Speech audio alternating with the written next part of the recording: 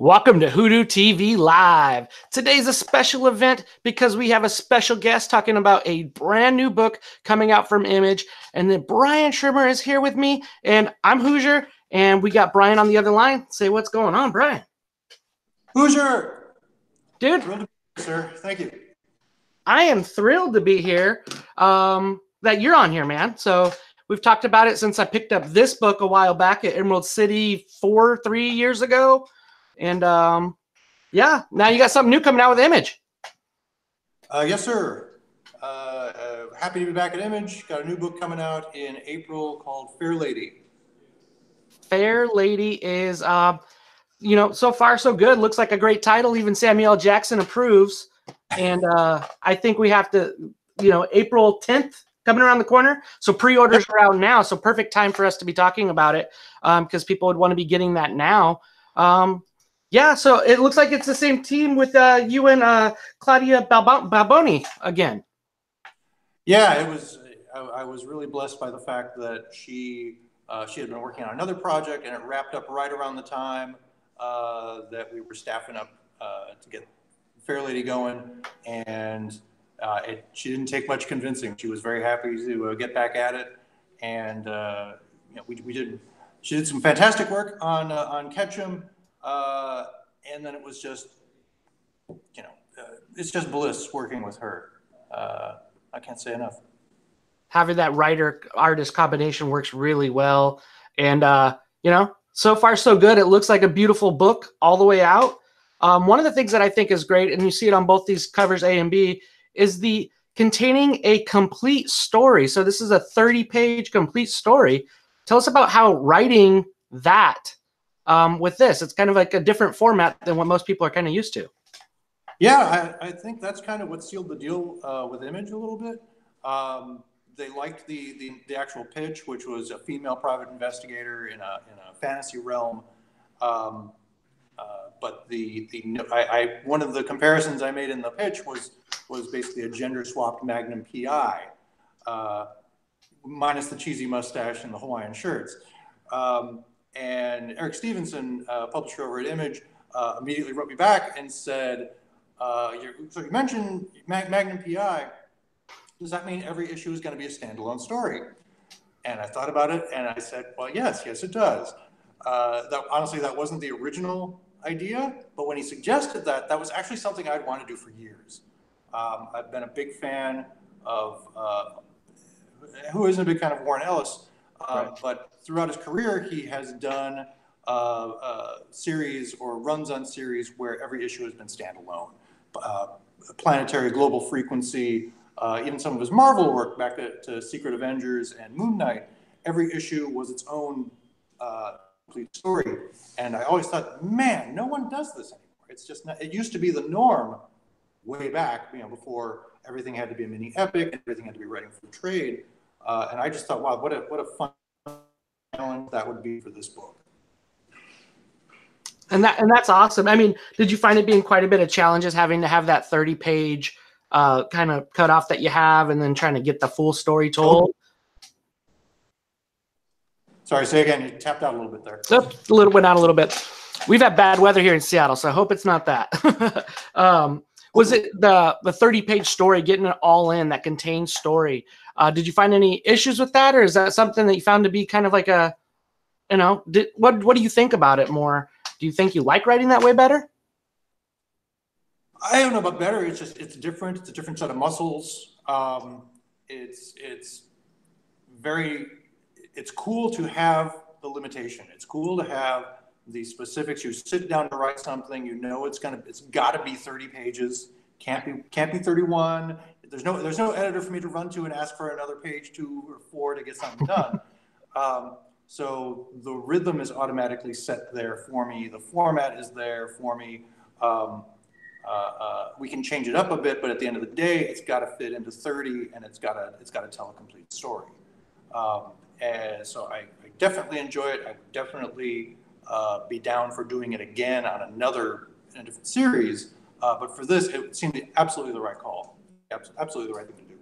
And that's awesome. And of course, I mean, I'm assuming that there's going to be like an underlining overall arcing plot as well that's going on with it as well.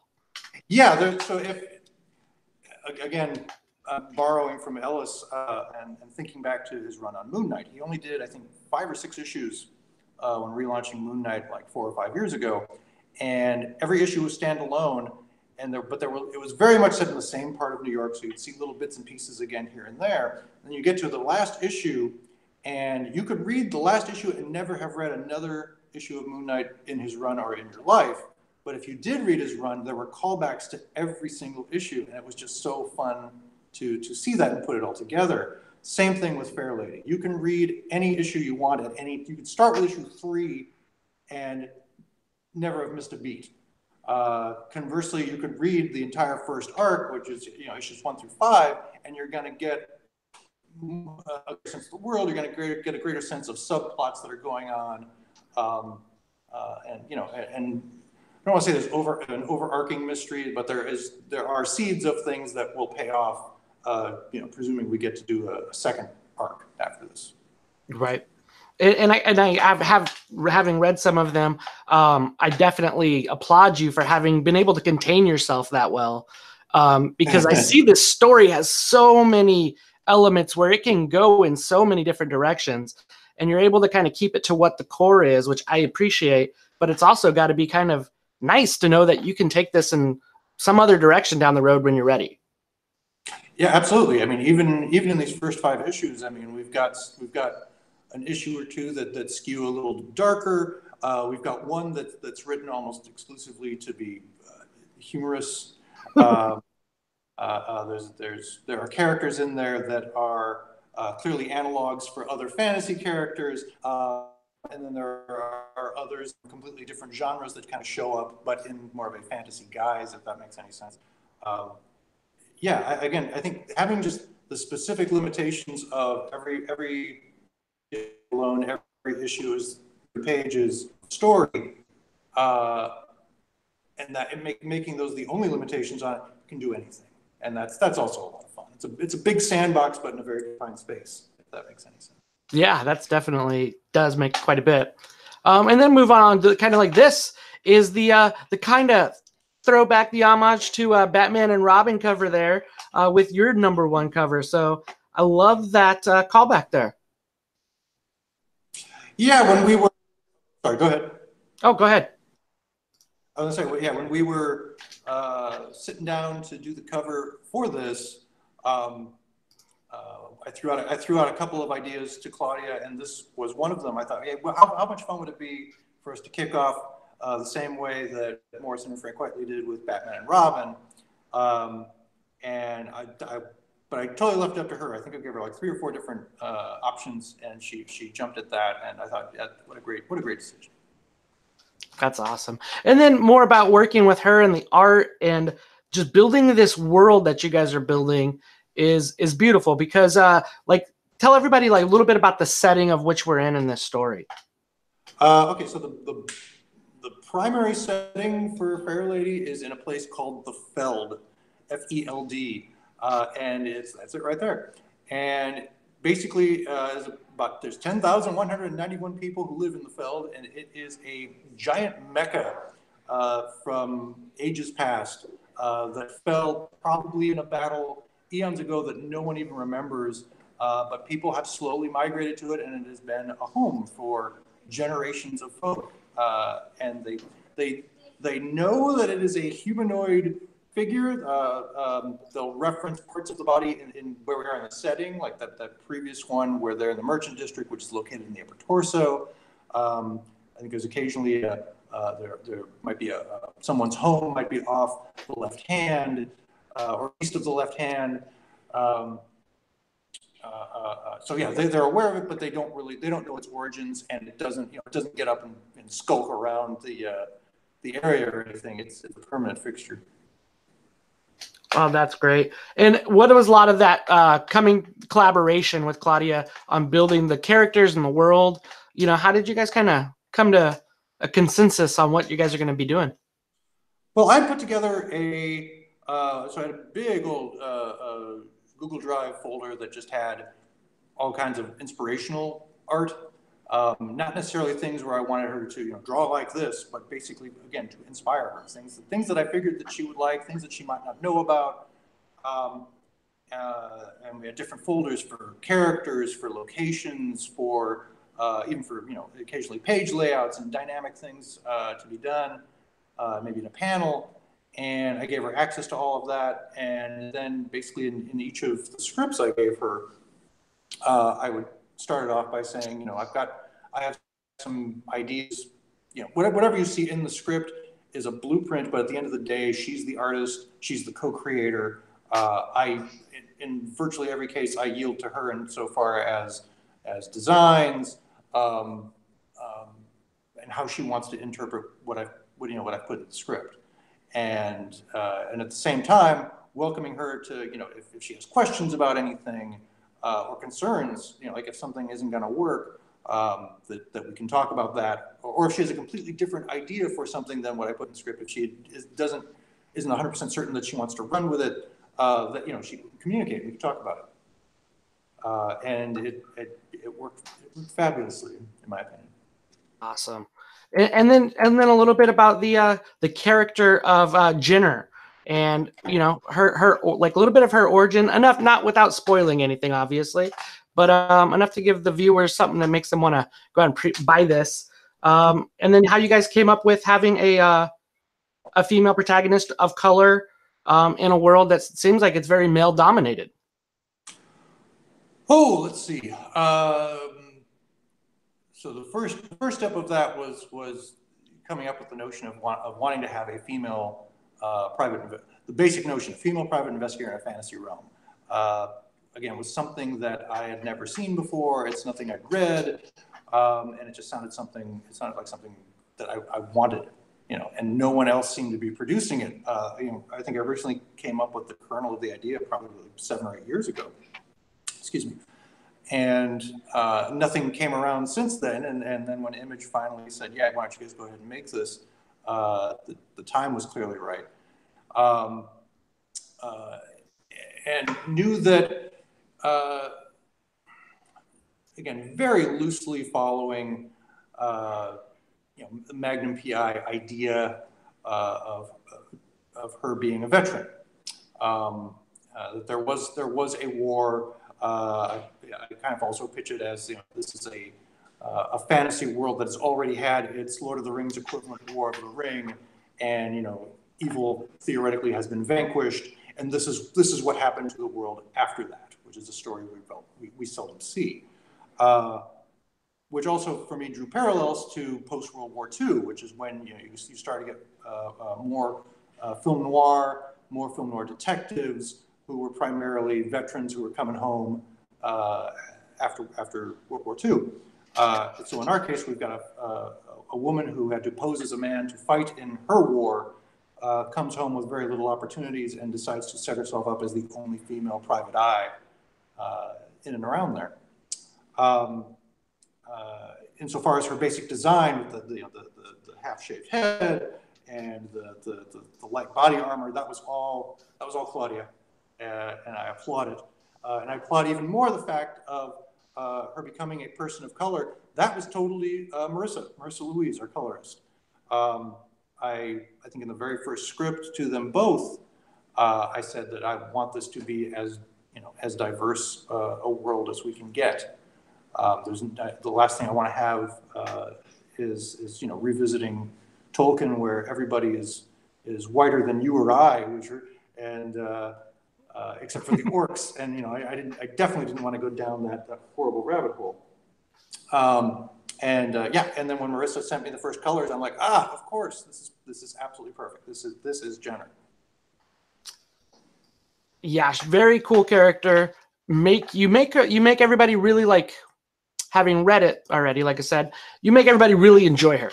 And so that's one of the things that I think a lot of people are going to get out of it is characterization. And along with Jenner is her friend, and I'm going to butcher the name, Owanu. Yes, and very awesome characters, cool characters around her. Yeah, how is that little relationship with her left side person, her right-hand man? I leave it a little ambiguous throughout the course of it, which actually sounds more sordid than is intended. They are friends. He is her buddy. They have history together. I don't really want to say much more than that. But he can be perceived as her muscle, and he is muscle on occasion, like at the bottom of the page right there. But as we see in pretty much every issue, Jenner is perfectly capable of taking care of herself. Excuse me. Yeah, he's a traveling companion. He's a buddy. Don't call him a feline, or you'll reap his wrath. Get punched in the face. I love it. And one thing that's been great about this book that we had up earlier is the reception that it's been giving. It's been getting a big reception from a lot of the comic book industry, and rightfully so. And I just kind of like, what all have you heard from other people? What have people been telling you? Well, honestly, before anyone had actually seen anything, before the book was announced, I think when we maybe only had an issue or two done, I would tell people about it. Primarily, friends and industry folk, and their first reaction is, "Wow, that's cool." Their second reaction is, "How has no one done this?" It's like, "I want this now." I was very gratified by the notion that people were basically having the same reaction to me telling them about it as I had when I thought of it. Was that this is something that, how has this not existed yet, and when can I get my hands on it? It is. I mean, and what would you say, like, part of that is concept is a big piece of writing that's kind of, once you've got a good concept, it makes it easier for you? Or is it kind of getting into the characters? Or is that one and the same for you? Not one and the same, but absolutely true. Again, the concept and the world are just so much fun, and outside of the limitations that I put on myself, there's so many stories that can be told in there. There's so many characters that can be played with, and then my coffee is wearing off. I can feel it. But then the characters are just it's kind of cliche. They're a joy to write. I was thinking, so in the second issue, there is a scene where we and Owanu see Jenner identify that there's some charred ground, and they have been told that there was a dragon here. So this is the remains of Dragonfire, and she basically sticks her finger down in it and tastes it, and is able to tell Owanu, "Nope, this is not Dragonfire." And he says, "I don't even want to know how you know that." Yeah, I do like the subtle humor that you put in there as well. So some definitely great pieces there, and it's done with a soft hand, but there's lots of social commentary in there, which is just amazing. So it's not very heavy-handed with the social commentary. How is it writing that? It's, in our current world, it's very easy. Mm-hmm. But you're right. I mean, it was not set out to be something that would be a soapbox of any kind. It was really, it's certainly not just fluff, but it's also not, I'm not Greg Rucka writing Lazarus. I'm not talking about how doomed people are or anything of that nature. If anything, it's really more it seems to come up in tight-ass ridiculous fool, but because people have asked me before, and the one thing that seems to permeate things that I write is hope, not necessarily having hope, but sometimes what does hope mean? What does it mean to be hopeless? And I think part of what FAIRLADY is about is making your own hope. And as I say, how a society tries to move on after a huge war. Yeah, I dig it. I dig it. And it sounds like Warren Ellis was a big part of the motivation for it, the inspiration. What are some of your other comic book inspirations that you've had growing up? Oh my Lord. I will be dating myself if I say too much. My earliest, probably my earliest favorite were Bill Matlow's run on Micronauts for Marvel way back in the day. Awesome. There was a guy that basically could take toy franchises, or Rom as well, could take toy franchises and turn them into 10+ year runs of comics. It's not that no one does that now, but I don't think anyone can touch them. And then I veered away from comics for a great many years, and then I had the cliche of a friend of mine for Christmas gave me Watchmen, which at the time I enjoyed, but man, I immediately went to Alan Moore's run on Swamp Thing, and I still go back to that, and I know I'm not alone. That's true. And then comics is a big thing in your life, for sure, because you're actually a little bit about the venue in which you're at right now. Oh, yeah. I am transmitting to you from a classroom, and I'm going to plug it because why not? Maybe they'll give me a raise. The Academy of Art University in San Francisco. I used to teach writing for comics in this very classroom, and haven't in a while. My lovely wife, Danny Coleman, also a comic writer, just finished a class in here, and there's a straggler. Hi, straggler. Thanks for joining us. So, in addition to the live stream audience, I've got an actual flesh and blood person. But yeah, I used to I taught comics writing for about 5 years.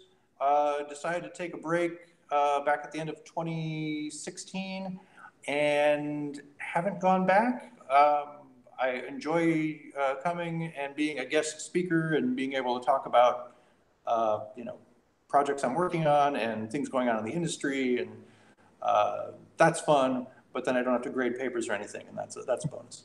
And that's great. I mean, so writing comics, having taught comics, married a comic book teacher, a comic book writer, and also getting married in a comic book shop or two. Tell us about that. So yeah, Danny and I got married back in January 2018, and we went to the extreme. We combined our wedding and our honeymoon, which sounds dirty, but was not meant to be. We did a cross-country train trip in the month of January 2018, and got married four times in the U.S. Once, and then flew across to London and had a fifth wedding there, and all the locales were tied to comics. Excuse me. The first one was in Things from Another World up in Portland. Then we did again down here in the Bay Area at Fantastic Comics in Berkeley. We then went to basically the Justice of the Peace in Sacramento, which was our only non-comics. That was because my mom's in Sacramento. She can't travel, so we figured, we'll do the legal one there. Then we got married in Fort Collins, Colorado, Griffin Games and Comics. That one was Klingon translated into English, and we had underage children with swords. Yeah, and then the fifth one was at the Cartoon Museum in London, England, and that was the capper. Oh, that's great. That was a very full month of comics and marriage and train rides. That is great. Oh, it's hard to top that. So, yeah, I saw those pictures on. You think you had it on? Follow Brian on his Twitter, and you'll see it. There's some beautiful pictures of the wedding, I believe, in the San Francisco shop. Great stuff there. If you can't tell, you guys love comics now. I know you said you stepped away for a little while, but it sounds like you're fully invested now.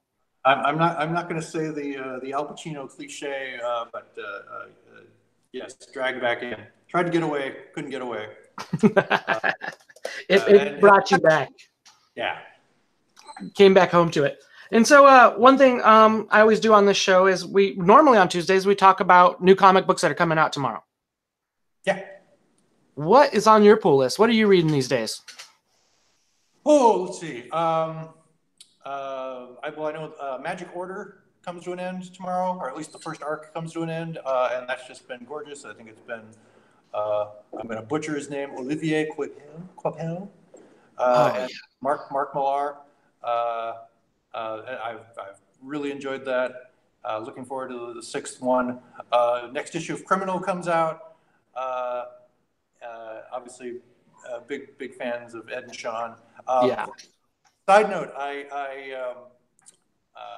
you saw some of the nice words that friends and colleagues have said about FAIRLADY.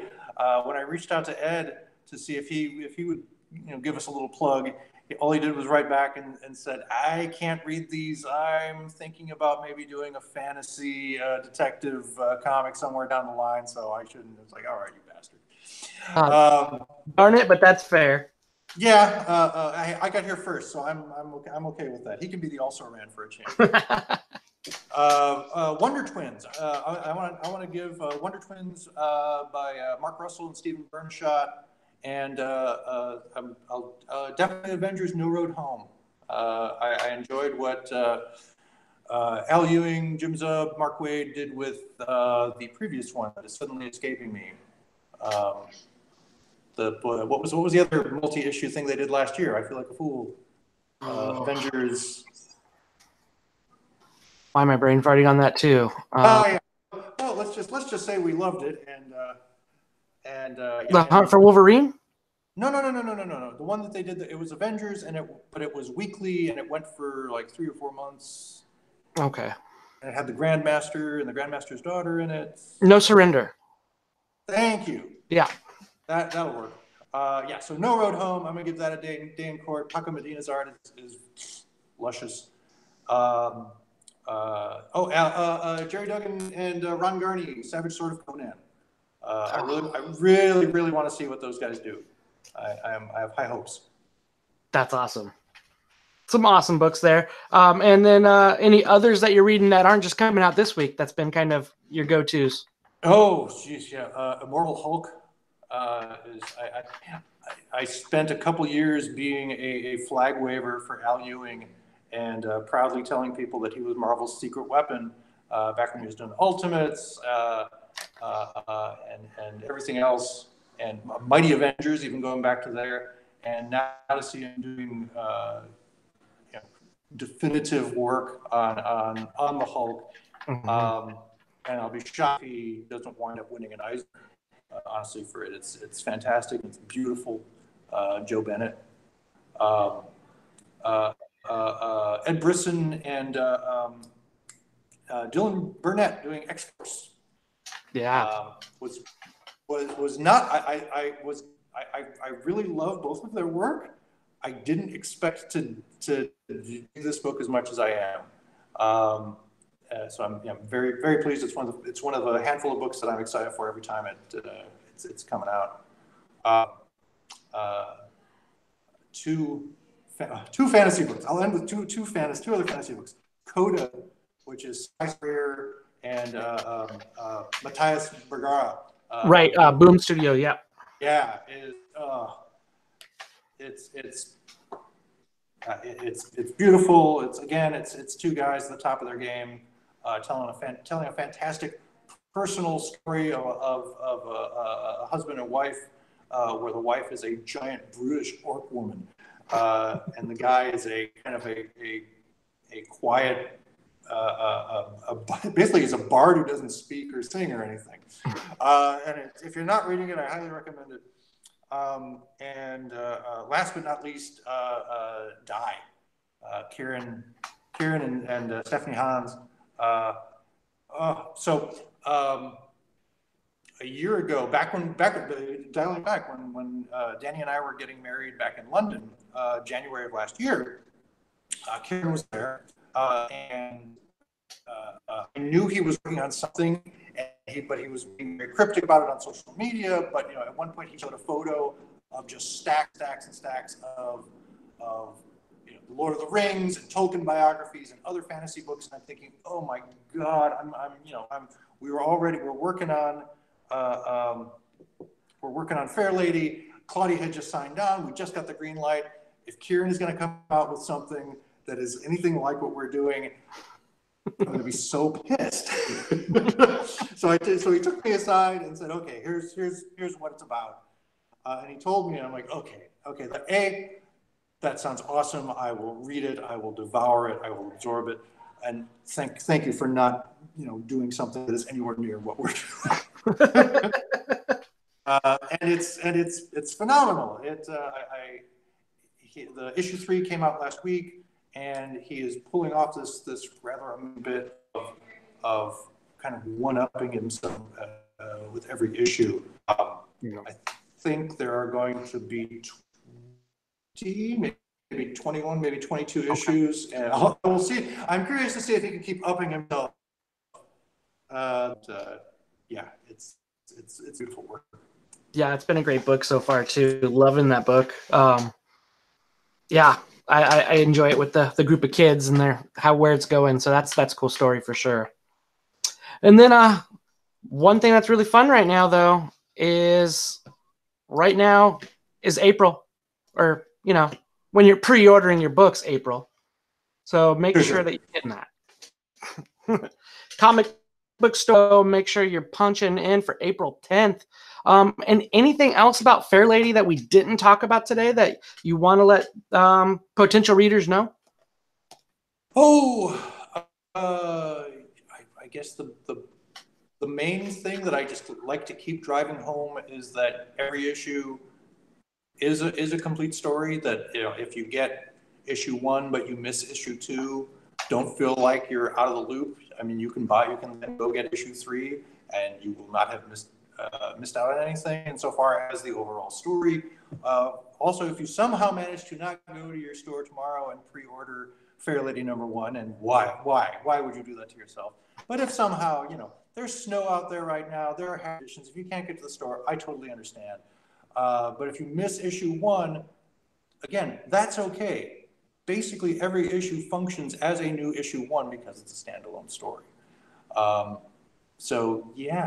much as we'd love you to get every issue as they come out with their variant covers and all of that, it's not essential to your enjoyment.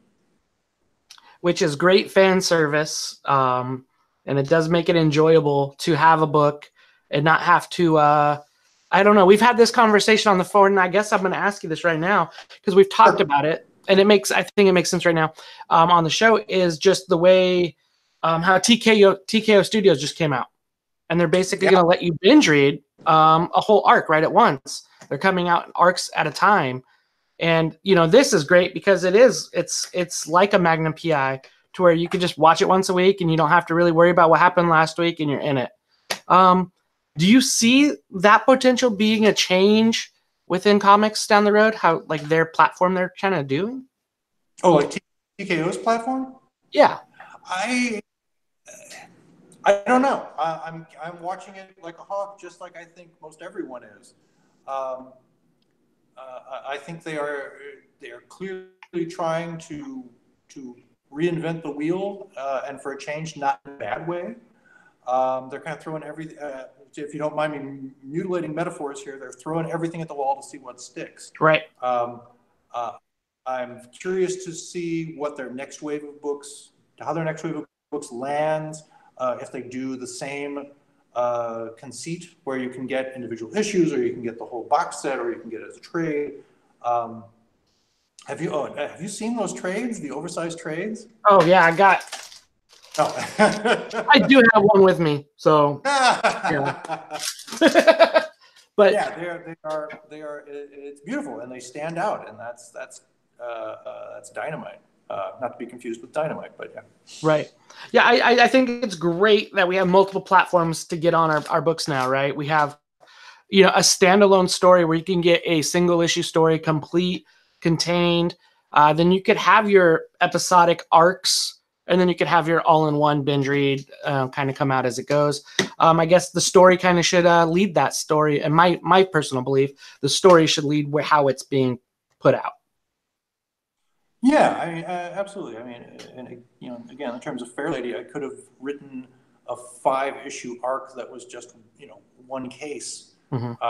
and that would have pleased some people. But I really do feel like it is a type of storytelling that there isn't. If I or anybody goes into a comic shop wanting to buy a single issue and get a single issue experience, there's not a lot to choose from. Right. But I know those people exist, and I know there are people that you know don't want to.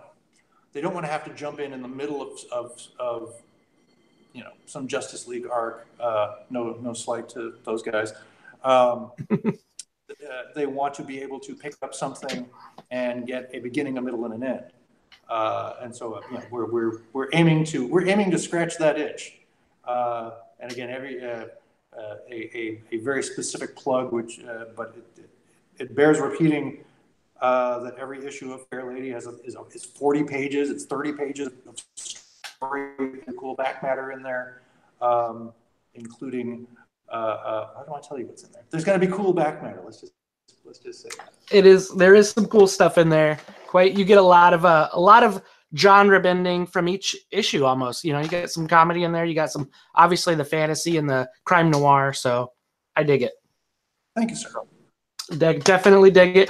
And again, get any issue, but pre-orders right now for issue number 1. Let's get it off started well. I'm pumped up for it. And then kind of going in, next week we have another Anamorphic Cat coming on, and that is going to be David Paposi's Spencer and Locke number 2. So you beat him to the show.